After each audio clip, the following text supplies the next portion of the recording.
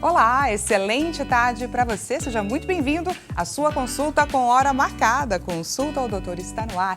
E hoje nós chegamos para tratar sobre um tema de muita importância, que é a gastroenterite, as famosas viroses que a gente tem visto aí nos noticiários.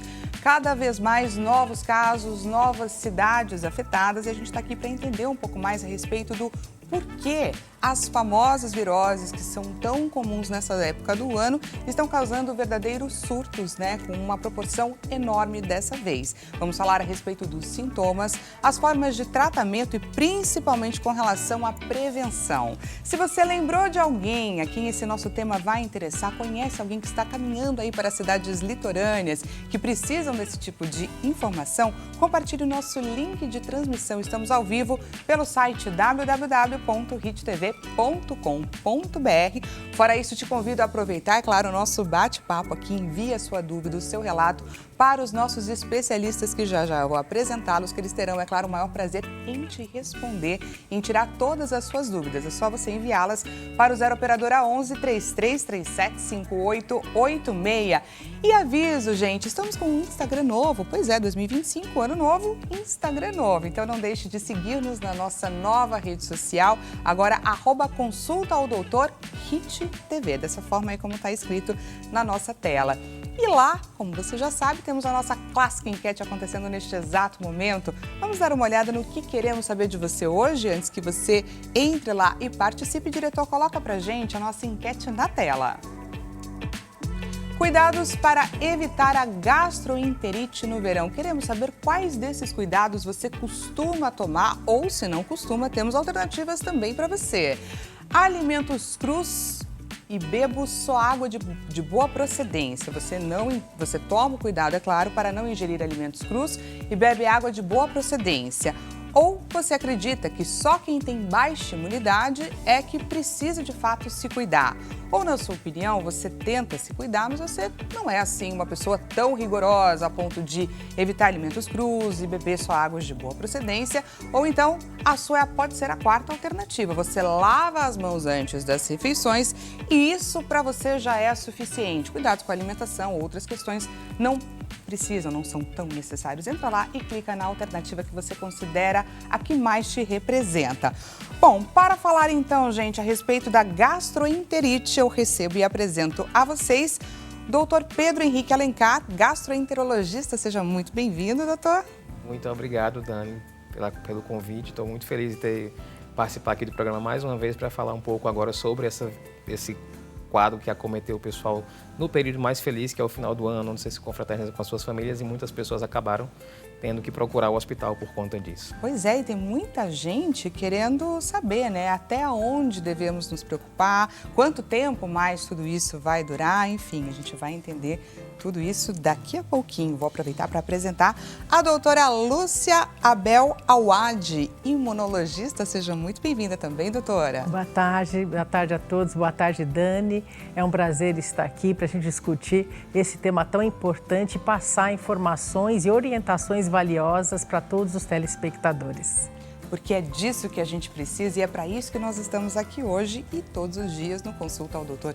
Vamos, gente, entender um pouquinho mais a respeito dos nossos especialistas para que vocês consigam perceber de que forma que eles vão caminhar aqui no nosso bate-papo. Vamos começar a entender um pouquinho mais, entender o perfil da doutora Lúcia Awad. Por favor, diretor, na tela.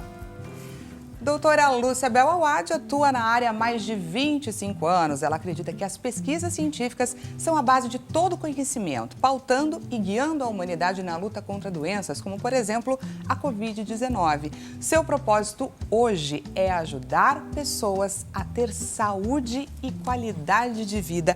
É muito bacana saber um pouquinho mais a respeito de você, doutora Lúcia. Então, quer dizer que você atuou na linha de frente, Isso. Inclusive no combate à desinformação, na luta contra o coronavírus? Isso, exatamente.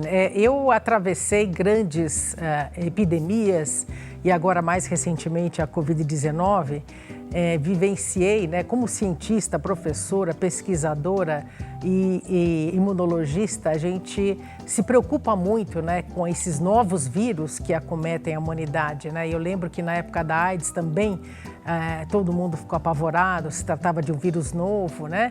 E agora, recentemente, com a Covid, que pegou todo mundo de calça curta, todo mundo despreparado e, de repente, um vírus matando as pessoas. E eu vi que as pessoas estavam entrando em desespero, as pessoas né? com medo de trabalhar, Exatamente. de conseguir o seu sustento. E muita informação errada. Então, assim, muita gente indo em redes sociais, entrando em desespero, as pessoas não entendendo do que se tratava.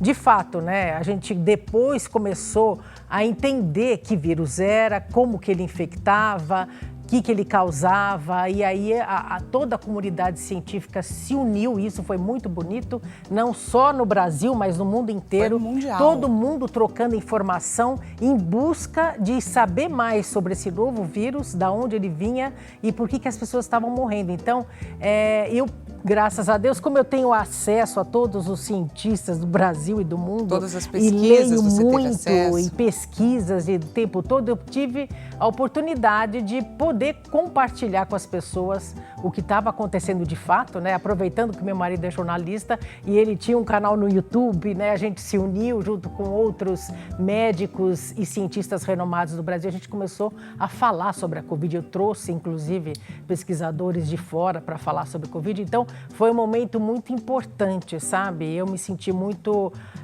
gratificada por estar ajudando as pessoas e levando informações fidedignas e importantes para a gente tentar entender toda aquela situação avassaladora, né? Mas graças a Deus hoje nós já temos as vacinas, né? Exatamente. E assim, graças a essa união mundial da comunidade científica, a gente em tempo recorde conseguiu ter as vacinas e hoje aí a situação está sob controle, graças a Deus, todo mundo tomando as vacinas e se vacinando, e isso é muito importante.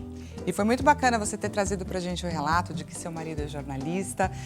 Na época que estourou a pandemia e tudo mais, eu estava no jornalismo aqui da Rede TV. Doutora Lúcia Wad foi uma grande parceira nossa, inclusive no combate à desinformação, à divulgação de notícias que estavam só dificultando todo o proceder das autoridades. Então, é muito bacana a gente entender e trazer para o nosso público a importância da colaboração entre as diversas áreas para trazer para quem nos assiste, para quem precisa, informação de qualidade, né? Todo o trabalho que é feito entre as diferentes especialidades. Agora, então, vamos entender um pouquinho mais a respeito do nosso outro entrevistado, o Dr. Pedro Alencar, na nossa tela. Atua na área há 7 anos, por acreditar que seu grande propósito é servir e cuidar, contribuindo com aquilo que domina, que é o conhecimento médico na área da gastroenterologia. Um dos grandes desafios que enfrenta é o combate à desinformação dos pacientes com impacto direto na saúde. Achei muito interessante esse destaque que você trouxe para a gente, doutor. Esse combate à desinformação não é só função dos jornalistas, principalmente das pessoas que trabalham na área da saúde também. Sim, claro. Hoje em dia, eu acho fantástico o advento de ter internet e acesso muito democrático às redes sociais para todo mundo, mas, por outro lado, a informação ficou muito disseminada e tem muita informação ruim e falaciosa pela rede social. Então, para os pacientes que estão procurando, os pacientes hoje em dia procuram via rede social, eles acabam se deparando com informações ruins, geram pânico, modificam seus tratamentos, param de fazer o que estava fazendo que era correto, em detrimento de algo que foi algo que vem como uma solução mágica, uma pílula mágica que vai resolver sua vida, e os pacientes acabam se prejudicando com isso. Então, o meu dia a dia no consultório é ver pacientes que acabam sofrendo por conta disso e a gente tem que correr atrás do prejuízo, né? E aí um convite que eu faço aos colegas médicos que são bons, que são éticos, que venham para as redes sociais, que estejam disponíveis, porque o paciente só vai te achar se você estiver disponível para ele. O meio social hoje, a rede social é muito forte, então o médico bom ele tem que estar na rede social, ele faz parte da nossa medicina hoje em dia, estar presente para o nosso paciente, senão a gente vai dar espaço para as informações ruins estarem lá. O paciente é leigo, ele não tem culpa de estar sendo bombardeado de informação ruim, ele apenas vai absorver aquela que ele acredita que é aquela verdade mais próxima do que ele vive. Isso é um fato, né? Ainda tem muita gente que não faz uso dessa ferramenta da forma como deveria, né? Devemos ocupar esses espaços a fim de trazer cada vez mais conhecimento.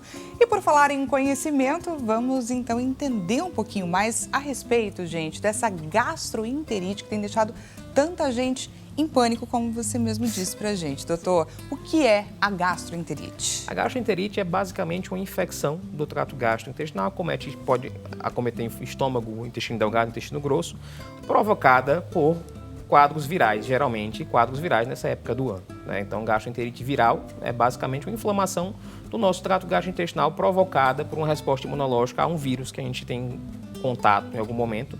Lembrando que nesse período do ano não foram só viroses que tiveram nas praias. Nós tivemos muitas contaminações, intoxicações alimentares, muitas internações por intoxicação alimentar, não só pela virose, porque se confunde muito nesse período uma intoxicação com virose. Alguns pacientes até graves, com intoxicações graves internados. Então, a virose é um quadro que ele tende a se resolver ali em 3 a 7 dias mais ou menos, 2 dias de sintomas ruins, depois começa a melhorar e ele começa a ter sintomas mais ao longo dos dois primeiros 3 dias, você está ali com dor no corpo, sintomas gerais, aquela fraqueza, quase como sintoma gripal.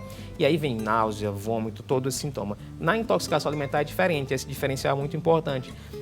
A intoxicação alimentar vem 2 a 3, 4 horas ou até um dia após a ingesta do alimento. Você come e logo os sintomas vão aparecer.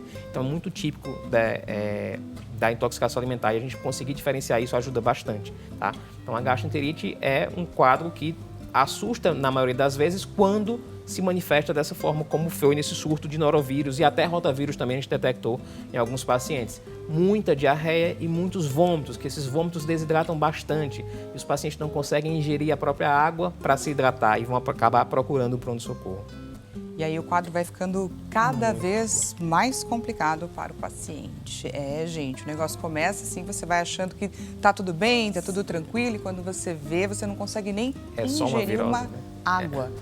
Doutora Lúcia Awad, eu queria entender, porque quando a gente fala virose, nessa época de férias, de verão, é um clássico, não é verdade? Muita gente ainda pensa, nossa, eu vou para a praia, será que eu vou pegar uma virose? Queria entender o que justifica. A gente está falando sobre aglomeração, muitas pessoas ali reunidas, a gente está falando sobre altas temperaturas, o que leva a esse quadro de virose tão clássico nesse período de férias? Essas gastroenterites de verão, né? Elas são típicas nessa época do ano, né? Final de ano, férias. E como você mesmo disse, as condições ideais são aglomeração, temperaturas altas, né? E falta de saneamento, principalmente o esgoto, né? Exposto ou maltratado. Isso tudo gera a facilitação da proliferação do vírus.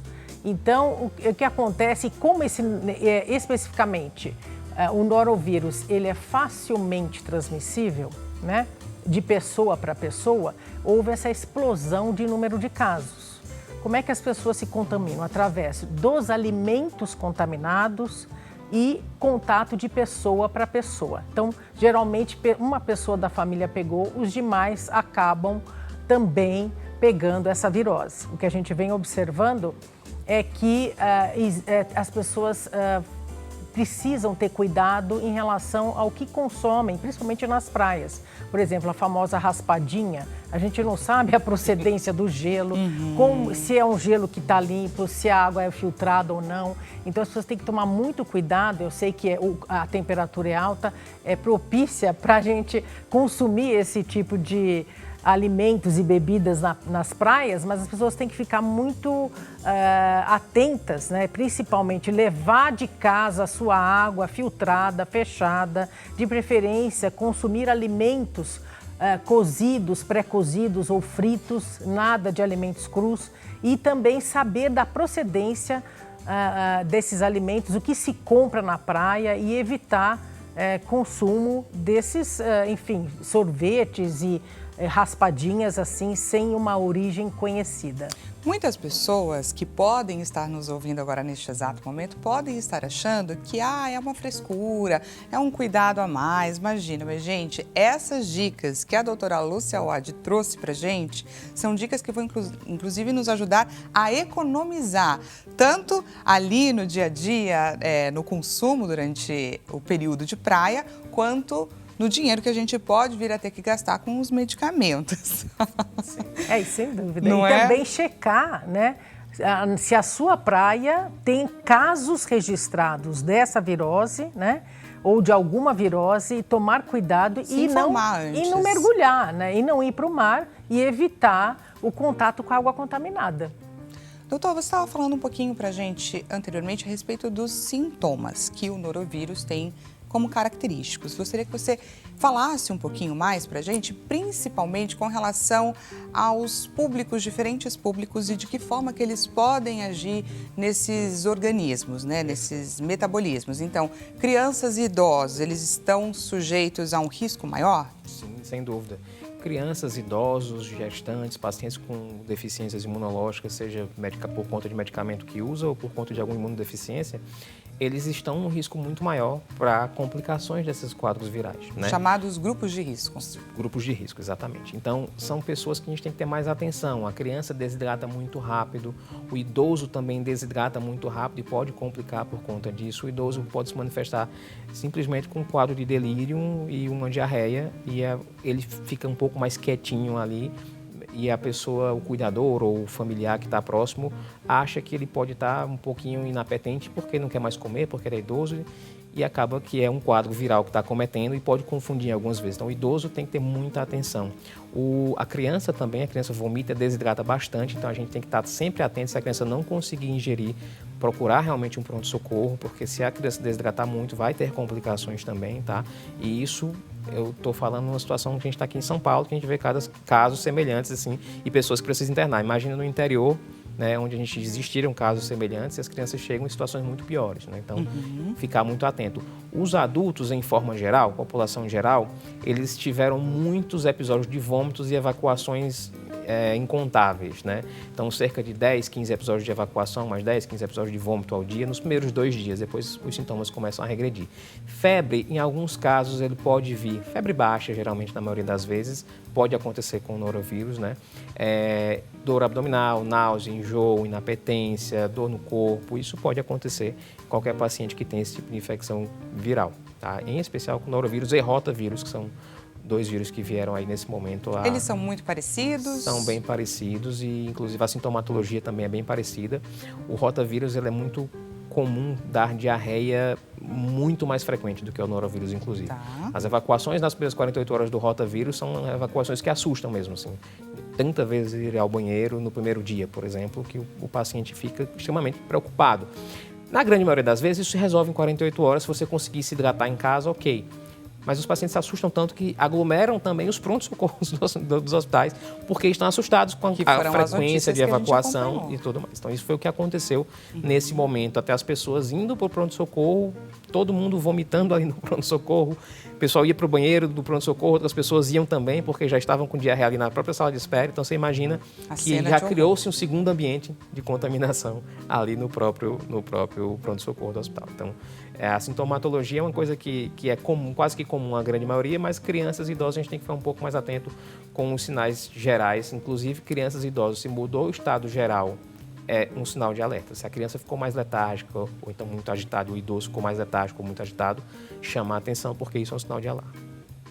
E, doutora Lúcia, o doutor, ele estava pontuando para a gente casos extremos, né? Isso. Situações um pouco mais complicadas. Eu queria entender o que acontece no corpo de uma pessoa quando ela enfrenta logo nos dias iniciais, nas primeiras horas, esse quadro mais intenso. O que acontece imunologicamente?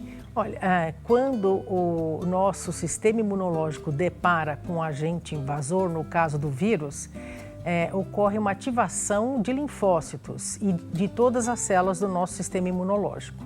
Após a ativação dessas células, ocorre uma série de liberação de mediadores e citocinas que vão promover uma resposta para a eliminação, no caso do vírus. né? E aí, como ocorre um tropismo para a região gastrointestinal do norovírus e do rotavírus também, esse vírus ele começa a promover essas diarreias, essas disenterias, né? E esses vômitos, porque afeta todo o trato gastrointestinal, né? E ali inicia-se uma resposta imunológica com sintomas, às vezes seguido de febre ou não, com ativação de neutrófilos, resposta inflamatória e tudo mais. E aí o paciente começa a apresentar esses sintomas e uma melhora depois ali de 3, 4 dias no caso do norovírus. O rotavírus é um vírus mais agressivo, como ele mesmo comentou, o doutor comentou, e costuma ter essas diarreias mais intensas, né? E lembrando que a gente tem vacina para rotavírus, né? Para crianças, né? Até os 6 meses de idade, com 2 doses, a primeira dose com 3 meses, um mês, né? E a segunda com 3 meses. Então é importante também as crianças, principalmente nessa fase, estarem com as suas vacinas em dias, principalmente com rotavírus. Para pelo menos não correr esse risco, estar sujeito a apenas um norovírus, por exemplo. Esse ano, a gente viu, acompanhou nos telejornais que foi um surto, ou melhor, tem sido, né, um surto bastante significativo. E aí a pergunta que eu faço para os dois doutores: esse ano nós estamos mais fracos, o vírus está mais forte, o que pode ter contribuído para esse surto específico? Começando pelo doutor Pedro. Olha, eu creio que nós tivemos muitas alterações climáticas esse ano, né? Então, as temperaturas meio que subiram muito, tivemos desastres ambientais também, que isso mostra para a gente que o clima realmente tem contribuído. Isso ocorre de tempos em tempos. Em específico aqui no estado de São Paulo, eu detectei, trabalho em vários hospitais aqui, detectei um surto de diarreia próximo ao Natal. Muitos pacientes já procurando pronto-socorro já nessa época do final do ano. Já antes de chegar na grande mídia. Antes de chegar. E aí, quando foram no final de ano, todo mundo, esse pessoal se aglomerou com a praia, que já é propício a ter isso, explodiu muito mais o número. Eu creio que isso tenha contribuído consideravelmente, em específico agora no final do ano. Porque as infecções virais, a gente vê o pessoal na praia, é muita aglomeração, todo mundo muito junto, muito contato. Nós somos um pessoal muito caloroso, nós abraçamos muitas pessoas, estamos muito próximos. As famílias estão confraternizando, então ali estão fazendo comida, um pega de uma porção de um canto, o outro também pega lá e contamina. Então assim, é muito fácil de contaminar. Tudo isso Tudo isso talvez tenha contribuído para um aumento assim exponencial dos casos em relação ao último ano, por exemplo. Mas eu creio que a variação climática que tivemos, que foi um pouco diferente também, com certeza deve ter contribuído para o surgimento, inclusive, dessa virose antes do período do Natal. Você concorda, doutor? Acha que, por exemplo, a questão do saneamento pode ter sido bastante significativa? Isso eu ia falar, né? Eu acho que, por exemplo, os casos que foram primeiros registrados foram Guarujá, Praia Grande, e lá detectou-se, a Sabesp mesmo detectou a falta de saneamento, falta de tratamento do esgoto nesses locais. Então, acho que isso corroborou para a explosão desses casos, e o norovírus ele é altamente contagioso. Então, a pessoa encostou em alguma coisa, alimentos e, enfim, coisas do dia a dia. Fecal-oral. Fecal-oral. Então, assim, mas ela passa de uma pessoa para outra muito rapidamente. A transmissão é muito fácil, né? Então, isso corroborou para a explosão de casos. Eu acho que, aliado, obviamente, a questão climática, né? Temperaturas altas e todo mundo junto, um acaba passando para o outro, sem dúvida. O saneamento também é uma coisa que é crônica, né? Problema crônico, nós temos esse problema crônico, né? Você imagina, os jornais mostraram o esgoto... O esgoto, exatamente. Caindo no mar ali, enfim, é uma coisa que... E as pessoas tomando banho de mar, então, né, é complicado. É a negligência daquele que recebe a notícia, a negligência das autoridades, é claro que precisam aí corrigir essa questão. Depois que o problema acontece. Exatamente. A prevenção não aconteceu nesse caso. Quem sabe no pós. É verdade. Temos perguntinha da nossa audiência. Por favor, diretor, pergunta na nossa tela. Pergunta do Caio Ribeiro, de São José dos Campos. Boa tarde, Dani e doutores. Amo acompanhar vocês, nunca perco. Muito obrigada pelo carinho, Caio. Seja bem-vindo à sua consulta. Minha dúvida é como consigo diferenciar uma virose de uma intoxicação alimentar. Doutor. Excelente pergunta do Caio. Caio, uma coisa que é muito boa para você detectar a diferença é: você vinha bem, sem nenhum sintoma, comeu algo, poucas horas depois você desenvolveu algum sintoma. E isso chama muita atenção para a intoxicação alimentar, né? Geralmente entre 2, 3 horas a 24 horas após a ingesta do alimento. Você geralmente imagina qual a fonte que foi contaminante.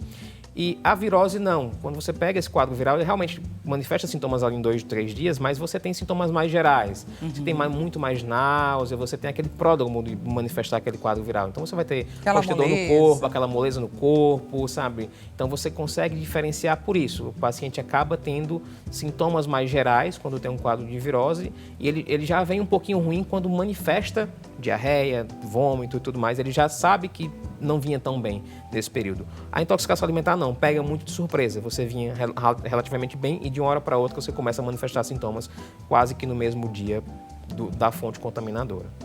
Tá? Acho que isso aí já dá um bom norte, né, para a gente conseguir diferenciar, porque conforme a gente vai recebendo as informações e a gente vai sentindo sintomas, a gente vai só tentando traçar o nosso próprio diagnóstico e muitas vezes a gente cai nesse erro, não é, doutora? Principalmente com relação à automedicação. Afinal de contas, tomar de repente um antibiótico numa condição de virose pode não ser bom, não é? Exatamente, né? O doutor mesmo colocou muito bem essas diferenças. As pessoas têm que estar atentas aos sinais clínicos, né?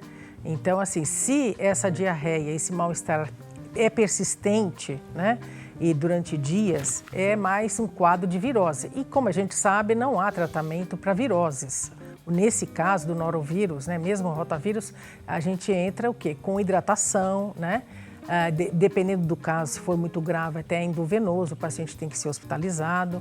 Mas eu acho que as pessoas têm que estar atentas a esses sinais clínicos para diferenciar. Diferentemente de uma intoxicação, se a pessoa come o alimento contaminado por uma bactéria, por exemplo, e é uma bactéria perigosa, ele tem que sim receber tratamento com antibióticos, né? Então, a pessoa tem que estar bem atenta a esses sinais clínicos. Pois é.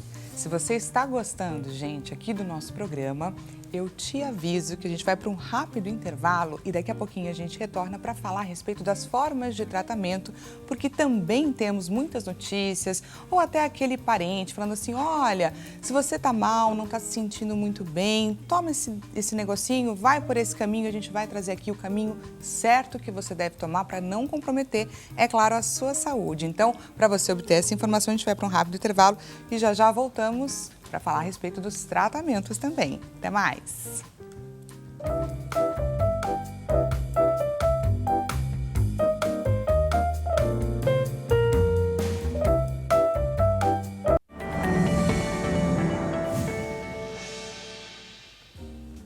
Seja bem-vindo mais uma vez, Consulta ao Doutor está de volta. Caso você tenha acabado de chegar, o nosso bate-papo de hoje é a respeito da gastroenterite, as famosas viroses aí que estamos já ficando acostumados de acompanhar as notícias que assistimos nos jornais, enfim, estamos trazendo esse assunto à tona para as pessoas que estão se dirigindo a alguma cidade litorânea, para que elas consigam se cuidar, se prevenir e caso elas venham a pegar, elas consigam recorrer a um tratamento correto, porque isso também influencia demais o desfecho do paciente. Estamos abordando todas essas questões aqui no nosso bate-papo. Lembrou de alguém a quem esse nosso tema possa interessar? Estamos em transmissão ao vivo pelo site www.hittv.com.br. Na palma da sua mão você vai conseguir encaminhar o nosso link de transmissão para essa pessoa que precisa receber a nossa informação. Fora isso, te lembro que essa consulta foi marcada para você.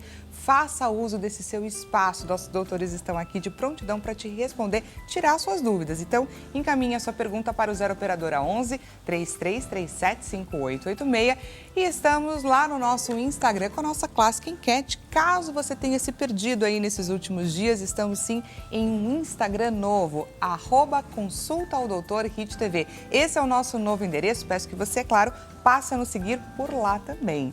E vamos então, diretor, conferir a enquete que nós jogamos ali no Instagram e queremos, é claro, que o nosso público participe na nossa tela.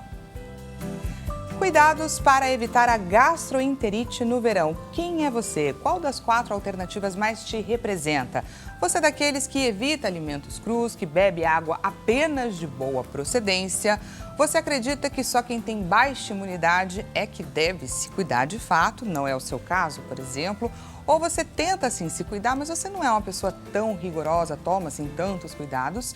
Ou você lava as mãos antes das refeições, acreditando que apenas essa lavadinha de mão pode ser suficiente para evitar que você se contamine aí com o norovírus? Então, entra lá e clica na opção que mais te representa. Para você que chegou agora, deixa eu te apresentar aqui os nossos doutores. O bate-papo está acontecendo com o doutor Pedro Henrique Alencar, gastroenterologista, e também com a doutora Lúcia Wad, imunologista. Aproveito, é claro, para agradecer a presença de vocês aqui hoje. Obrigado. Obrigada, o prazer é nosso. Estávamos, gente, antes do intervalo, falando um pouquinho a respeito das formas, das opções de tratamento e da importância da gente tomar o medicamento certo.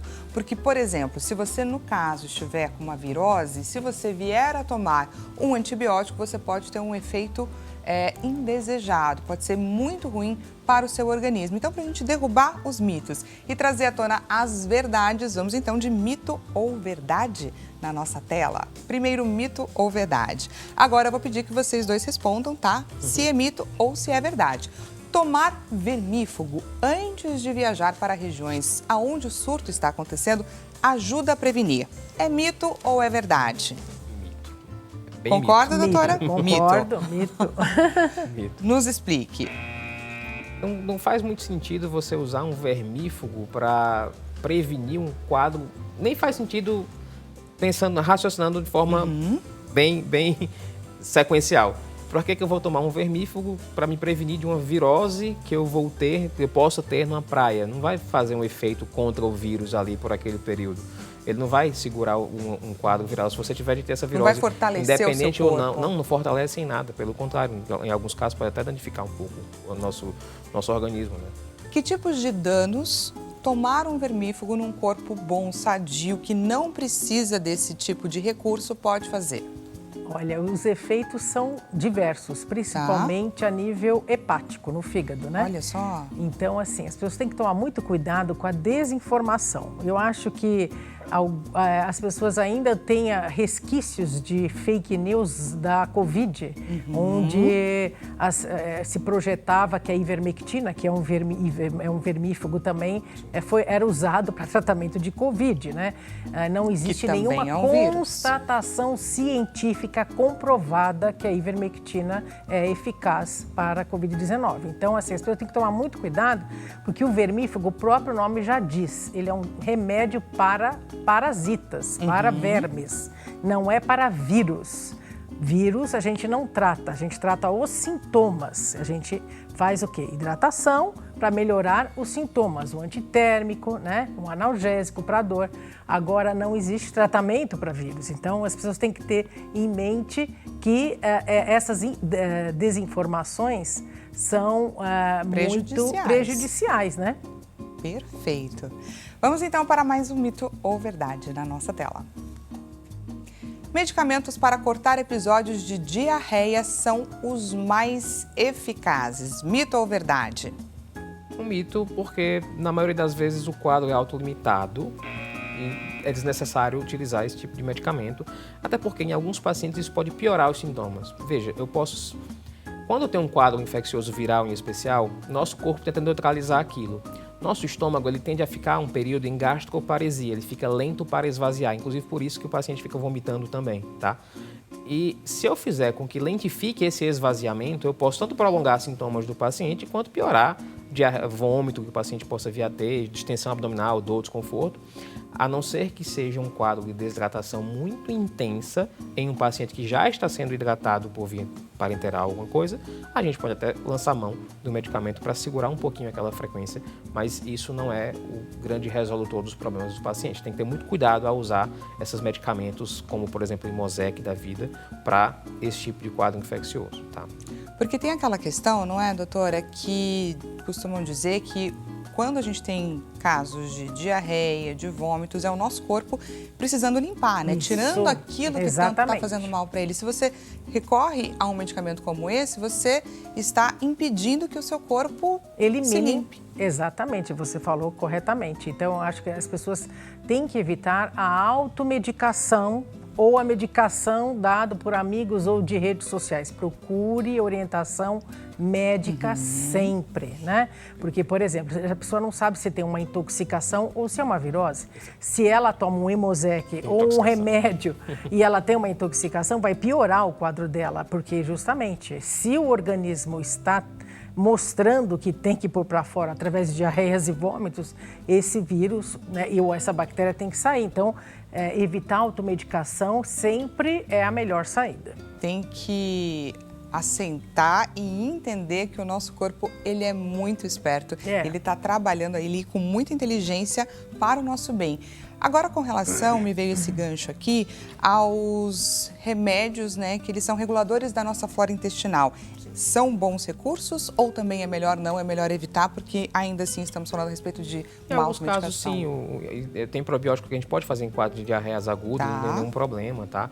Por um curto período, 2, 3 dias, no máximo, é suficiente para ajudar um pouco a equilibrar aquela flora intestinal, mas aquilo é só para talvez melhorar um pouco, reduzir um pouco o tempo de sintomas do paciente. Não é que seja crucial para o tratamento. Então, a dica boa para vocês em relação a medicamento, o pessoal costuma usar bastante, que é muito comum nesse período, o Vonal, que é uma medicação muito comum, uma ondansetrona. E nesse tipo de quadro, infecção viral, gastroenterite viral, eu sugiro não fazer isso, por quê? Porque o Vonal é uma medicação que tem ação central para bloqueio do vômito e o paciente já está um pouco gastroparético, lento para esvaziar o estômago. E ele pode lentificar mais ainda o esvaziamento do estômago e do intestino, tá? Então, é preferível outras medicações que são procinéticas, estimulam o esvaziamento do trato gastrointestinal. Pode ser que aumente um pouquinho de diarreia, tá? Mas se o paciente estiver conseguindo comer, ingerir, tá ok, ele vai perder, mas ele vai conseguir ingerir. Se eu ficar tomando Vonal, eu vou perder e eu não vou conseguir ingerir, porque eu vou estar muito nauseado. Vai gerando uma outra questão no seu corpo. Exato, então eu geralmente oriento que não façam uso do Vonal para esse tipo de situação de vômito, tá? Vamos então, gente, para mais mito ou verdade na nossa tela. Tomar vitamina C aumenta a imunidade e diminui os riscos de pegar virose. Mito ou verdade? Já olhamos os dois aqui para a doutora Lúcia. Vou deixar a imunologista falar. E ela arregalou os olhos. A vitamina C é uma vitamina importante, mas ela não evita você pegar viroses, não, né? E primeira, a vitamina mais importante para a ativação do sistema imunológico é o zinco, né? A vitamina D3 também, existem estudos mostrando claramente que ativa o sistema imunológico, mas a vitamina C, ela não é menos importante, ela é importante também, mas o que evitam as viroses é os seus hábitos do dia a dia, hábitos de vida, né? Principalmente nessa época onde a gente tem altas temperaturas e aglomerações, evitar ir para esses lugares, checar os locais de praias, né? Se a sua praia que você está indo tem casos ou surtos de viroses, identificar se há saneamento e também, de preferência, levar alimentos de casa, principalmente água, bebidas, né? E evitar a exposição a esse ambiente contaminado. Não vamos, gente, ter um remedinho milagroso que vai evitar essa condição, porque se ele existisse, estaria sendo distribuído ou pelo menos vendido, não é verdade? É verdade. É verdade. Vamos de mais mito ou verdade na tela. Remédios caseiros como gengibre e limão eliminam o vírus. Olha, limão e gengibre são antioxidantes. Eles fazem muito bem à saúde, isso é fato, mas não eliminam o vírus. É mito? É mito. É mito, é mito. É mito. É mito. São aquelas receitas caseiras, né? Vou fazer um chazinho ou um suco antioxidante para aumentar a imunidade. Não funciona, gente. O que funciona é realmente ter atenção a esses ambientes, a esses alimentos contaminados, objetos contaminados, e estar atento às notícias na sua região para evitar a contaminação. E vamos então de mais mito ou verdade na nossa tela.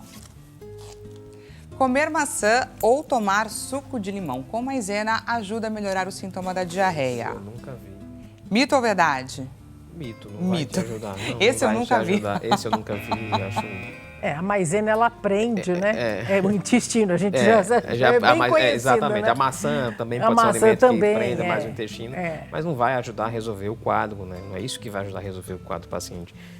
A maioria dos pacientes que estão com esse tipo de vírus nem conseguem comer uma maçã, que dirá um suco com maisena. Eles não conseguem nem ingerir água. Imagina um suco com maisena. Até a água que eles vão ingerindo, eles ficam vomitando, né? Então, pelo contrário, às vezes você vai induzir isso para o paciente, ele vai passar mal. Né? Ele vai passar acabar mal, vomitando mais. ficar... E o vômito desidrata muito os pacientes. Né? Desidrata demais. Então, é uma situação que é melhor evitar. Melhor o básico, o bem feito, a hidratação, soro de reidratação oral, água, o que você tiver disponível, um isotônico, alguma coisa que você consiga ingerir ali mais fácil, é muito melhor. Nada de inventar muita moda, né? Uma receita muito prática é o soro caseiro, né? Exatamente. Água, Esse uma sim. colher de açúcar de sopa e uma colherzinha de chá de sal. Mistura e toma. É o soro caseiro que é muito melhor do que todas essas fake news, sem né? Dúvida, sem dúvida. Do que... Ele sim pode, né? Tem o poder de ajudar a pessoa a se restabelecer. Muito, né? Ajuda bastante. Toma até de colherinha, né? Porque muitas vezes é complicado. Você mesmo estava comentando sobre a dificuldade de ingerir. Porque às vezes a pessoa não consegue ter acesso ao soro ou na farmácia ou no hospital. O soro caseiro ele ajuda bastante, né, doutor? Muito, ajuda demais. Vamos começar então a trazer para o nosso público um pouquinho mais a respeito das informações de prevenção para quem está se dirigindo ou vai se dirigir nesses próximos dias para a praia. O que essas pessoas podem fazer? Olha só, em Santa Catarina foi apontado que o surto por lá estava ligado aos mexilhões. Os mexilhões foram os principais suspeitos. O que isso nos diz, doutor? Os mexilhões foram os principais suspeitos lá? Isso, em Santa Catarina. Em Santa Catarina, não imagino que tenha sido. Eu acho que a contaminação possa ter sido, de fato, semelhante à que teve aqui. Né? As aglomerações, as pessoas frequentando praias. Balneário Camboriú foi um local extremamente procurado para o final de ano. As pessoas... Inclusive, tem logo após agora, teve uma chuva lá absurda, tá? Vai aumentar o quadro de virose lá. Inclusive, pode aumentar a hepatite A e outros vírus. Então, assim, eu creio que não tenham sido os cuidadinhos dos mexilhões somente não. Tem muito mais coisa envolvida nisso. Mas eles podem ter sido cultivados isso, em águas contaminadas. Com certeza essa informação isso aconteceu. Eu não tive acesso. Tá. Mas quando a gente associa a um crustáceo, a um peixe, por exemplo, geralmente a contaminação acontece no mar, é isso? É no mar, porque o esgoto ele está indo para o mar, as pessoas vão para o mar, acabam se banhando, ou mesmo esses crustáceos e peixes que são oriundos dessas águas contaminadas, se não bem lavados, não bem preparados, higienizados, eles acabam, né, promovendo essas viroses. Aí voltamos para aquela questão de como se alimentar em um local onde a gente sabe, ouviu falar que está em surto ou passando por uma questão como essa. Temos aqui as orientações básicas de quando você estiver ali na praia, para você evitar o famoso... raspadinha. A raspadinha, ou de repente aquele milho, queijo coalho, enfim, essas coisas. Mas é bom evitar também essas comidas cruas, certo? É verdade, é correto. De preferência, leve a comida da sua casa que você preparou, alimentos pré-cozidos, cozidos, né? Nada de alimentos crus e principalmente sucos, refrigerantes, água sempre de casa e evitar comprar alimentos e bebidas de origem desconhecida, né? Que eu acho que isso é o mais importante. É verdade que quando uma chuva acontece, a gente deve evitar de entrar no mar nas próximas 24 horas? Esse cuidado, de fato, precisa ser tomado? Por conta dessa contaminação do esgoto poder ser levado para a água do mar? Sim. Porque geralmente as chuvas fortes, elas acabam promovendo essa mistura do esgoto com a água do mar, né? Porque carrega mais fácil. Isso. Além do que as chuvas, né? Só lembrando, gente, a dengue está aí, ela não sumiu. Então, evitar aglomeração de águas, de poças de água, que o número de casos no ano passado foi 6.000 mortos, né? E número de casos bastante elevado. Então, a gente está tendo alguns reportes de dengue também, que a gente tem que lembrar a população de usar repelente, né? E sempre depois do protetor solar. Isso também é uma dica importante. Exato. O protetor e o repelente em seguida. Protetor, primeira camadinha de protetor solar, segunda camadinha repelente. Reaplicar de quanto em quanto tempo, aproveitando aqui esse alerta? 2 horas, isso. É isso. E agora, gente, gostaria, antes da gente ir se encaminhando para o final, para quem estiver contaminado, Se de repente é uma mãe de família, é ela quem faz a comida dos filhos, enfim, quais são os cuidados que precisam ser tomados a fim de evitar que os familiares, parentes possam contrair o vírus também? Doutor Pedro ou doutora Lúcia. Eu acho que tem que ter muito cuidado na preparação dos alimentos. Se dentro de casa tem alguém que está com essa virose, com essa gastroenterite, procurar isolar essa pessoa, os mesmos cuidados um pouco semelhantes com os da Covid, obviamente não precisa ficar isolado o tempo todo, mas principalmente em relação ao contato com objetos dessa pessoa que está contaminada. Isola, faça o uso de hipoclorito, né? Higienizar bem o banheiro com hipoclorito, que o hipoclorito mata esse tipo de vírus, né? O álcool gel, a gente tem um pouquinho de receio de afirmar que realmente ele é eficaz, mas se você não tiver água sanitária, usar álcool 70%, por exemplo, que ele é bem efetivo na eliminação de vírus, né? Na Covid-19, a gente ouviu muito falar o quanto ele foi poderoso e um grande aliado nosso, mas tenho ouvido aí nestas últimas notícias que ele não é tão eficaz para virose. Água e sabão, utilizando bem, eu brinco que a Covid nos trouxe um legado bom, uma coisa boa foi as pessoas tiveram mais cuidado agora de higienização mesmo, de lavar bem as mãos antes de comer, lavar bem as mãos sempre a qualquer momento. Em geral, as pessoas estão lavando mais as mãos do que era um pouquinho no passado. Então, as pessoas estão tendo mais cuidado. Aprendemos alguma coisa. Alguma coisa nós aprendemos com isso aí, né? É verdade. De positiva. Né? É verdade. De informação positiva. Com relação a aprendemos ou não aprendemos, aos cuidados que nós temos tomado, vamos, é claro, conferir o resultado da nossa enquete. Estou curiosíssima. Quais cuidados, então, as pessoas estão acostumadas a ter para evitar a gastroenterite no verão? 36%, a alternativa mais votada, as pessoas evitam alimentos crus e bebem água apenas de boa procedência. Em segundo lugar, também me chama a atenção, só quem tem baixa imunidade deve se cuidar. Gostaria dos comentários aí de vocês a respeito do resultado da nossa enquete. De forma alguma, essa pessoa pode ser um vetor para outras pessoas, né?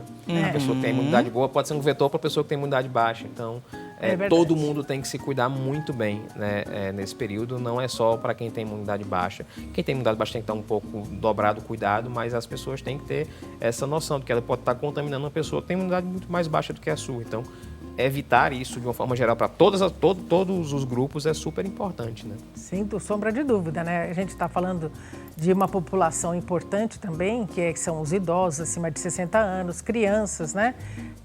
Imunossuprimidos, pessoas que fazem tratamento e pessoas que têm doenças crônicas, elas têm que estar mais atentas, principalmente a essa época do ano, né? Que tem a gente está vendo esse quadro de virose, se cuidar mais e evitar esses locais. Para fechar aqui o nosso raciocínio, doutor Pedro, quais são os sinais e sintomas de que a pessoa precisa sim buscar urgentemente um cuidado médico? Olha, um dos grandes sinais e sintomas que nós temos nesses tipos de vírus é a desidratação. Tá?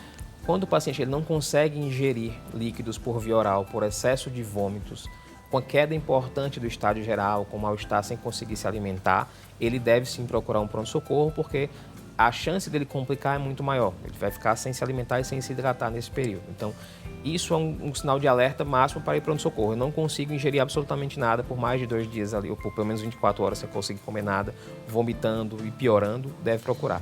Febre alta, prolongada, nesses casos, a gente pode pensar em outras etiologias também, sabe? As diarreias, os sinais de alarme na própria diarreia, sangue muco, sangue, certo? Isso chama muita atenção, dor abdominal, tá? E isso deve chamar atenção. Agora, um quadro que é autolimitado, 2, 3 dias de sintomas que você conseguiu, o primeiro dia ficou muito ruim, o segundo dia já começou a melhorar, até melhor que não vá ao pronto-socorro. O pronto-socorro. Muito obrigada pela presença de vocês. O nosso bate-papo foi riquíssimo. Para você que gostou dos nossos doutores, aproveito para deixar claro as redes sociais deles. Dr. Pedro Henrique Alencar, o Instagram, Dr. Pedro Alencar, também deixa à sua disposição o WhatsApp 0 operadora 11 96610 7733 e o site doutor.pedrohenriquealencar.com. E temos também os contatos da doutora Lúcia Awad. Instagram, doutora Lúcia Awad, tem o site .com.br e o WhatsApp à sua disposição 0 operadora 11 99863 3010. Muito obrigada pela participação de vocês. E para você que me assiste, gostaria de compartilhar um pensamento rapidíssimo com você. Olha só, o amanhã sempre será um outro dia, mas o que temos em mãos é o nosso presente, esse momento, inclusive, que a gente desfruta a cada tarde juntinho, aprendendo juntos. Agradecemos a este momento, a consciência de cada momento vivido, ele é único e ele é precioso. Agradeço demais a sua companhia, esse nosso dia que daqui a pouco vai se encerrar com a certeza de que amanhã estaremos juntinhos mais uma vez. Até amanhã, gente, com mais informação, é claro, porque afinal de contas, informação salva vidas.